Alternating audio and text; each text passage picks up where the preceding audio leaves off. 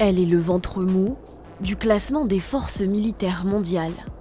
L'armée belge se positionne à la 70e place sur 145 pays, derrière Cuba et juste devant l'Autriche.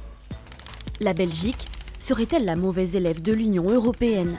Elle consacre en 2023 1,1% de son PIB à la défense, quand l'OTAN en exige 2% à ses pays membres.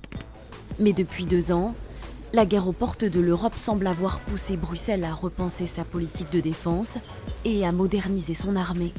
En 2024, le plat pays promet d'augmenter son budget à la défense, objectif atteindre les 2% en 2029. Un objectif qui s'ajoute au plan stratégique STAR, à la création d'une enveloppe pour aider l'OTAN sur le flanc est de l'Europe, à la livraison à l'Ukraine de 30 F-16 d'ici 2028 et au versement d'une aide à hauteur d'1,2 milliard d'euros.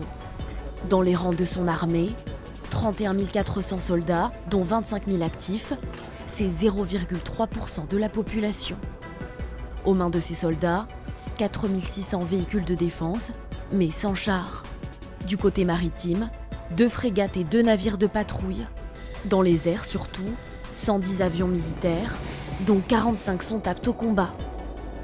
Malgré sa petite taille, l'armée belge est aussi présente sur de nombreux fronts, pour surveiller, former ou dissuader.